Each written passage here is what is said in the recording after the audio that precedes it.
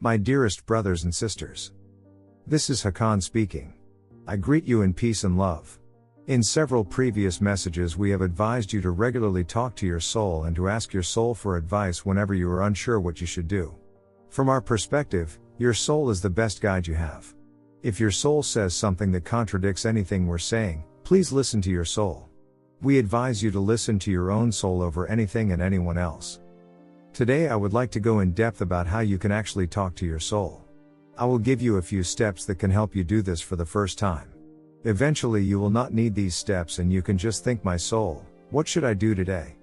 But when starting out, these steps are helpful. These steps probably will not immediately work for everyone. If they do not work for you, don't worry, you are not broken.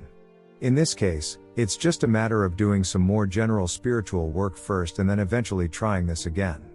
Everyone has the capability to talk to their soul. The first step is optional. You will not need to do this first step once you are used to talking to your soul. But this first step is helpful if you are starting out. This step is, quiet your mind. There are many ways to do this.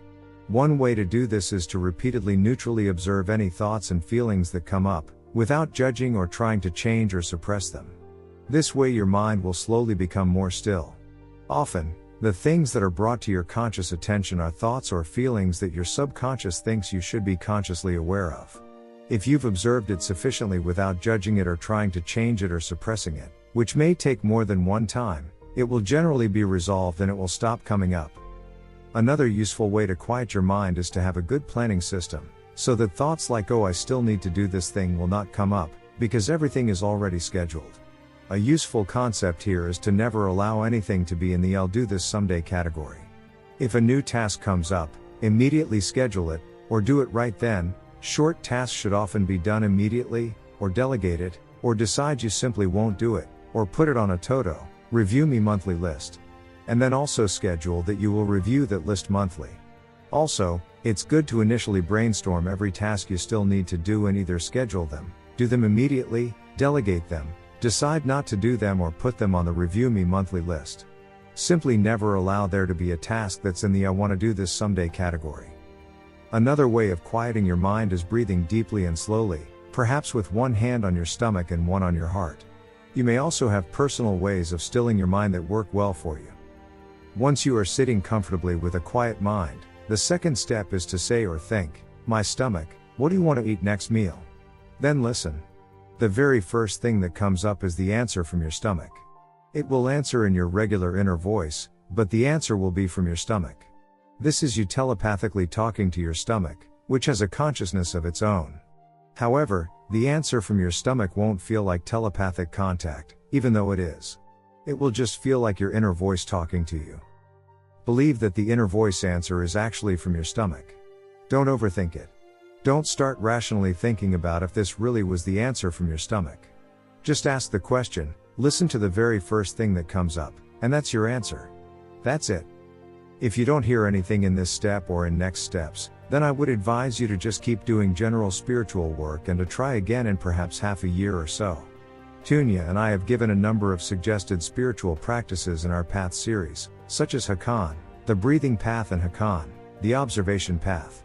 In the meantime, you can still get guidance from your soul by following your intuition, which comes from your soul.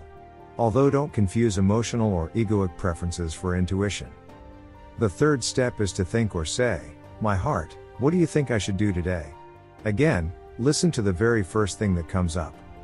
Finally, the fourth step is to think or say, my soul, what do you think I should do today? Again, listen to the very first thing that comes up. And again, this will probably not feel as earth-shaking as perhaps you had imagined it would be. But it is real. And that's it. If you get an answer in step 4, you have officially talked to your own soul. Congratulations, relatively few Earth humans have ever achieved this. Being able to talk to your soul is incredibly useful. From my perspective, it is your ultimate guide. It may be smart to hang a note somewhere in your living space to remember to talk to your soul at least every week, and possibly every day if you feel like it. Your soul can give you incredibly useful advice, because it knows you completely, it is you, and it can observe what things are likely to happen in the future. Your soul is also very happy to be able to talk to you. Imagine being your soul and having to watch the earth aspect of yourself often make choices that you know are not optimal, and not being able to directly talk to your earth aspect. So don't worry about bothering your soul, it will always be happy to talk to you.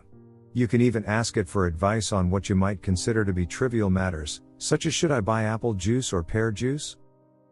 In fact, asking your soul for advice on trivial matters can help you build up confidence in the answers from your soul, so that when you have to make more important choices, you can just choose whatever your soul advises you and be at peace with that. This will both lead to better choices and a huge amount of peace of mind. You will likely find in time that following your soul leads you to better outcomes than following your rational mind, or following the advice of friends.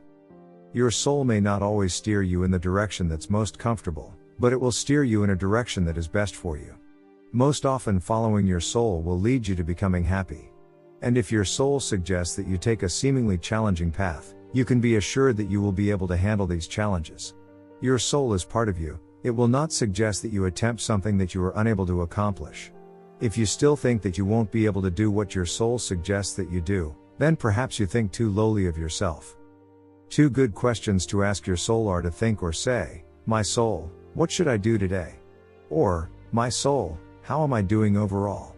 But you can talk to your soul about anything, and you can ask it anything. Again, once you are used to talking to your soul, you don't need the aforementioned 4 steps, and you will also be able to do this even in, say, a crowded room. You can just say or think "my soul," ask your question, and then listen to the very first thing that comes up in you. That's it. With that, I will leave you for today. I hope you will try this out. If you do, I would love to read in the comments section if this is working for you.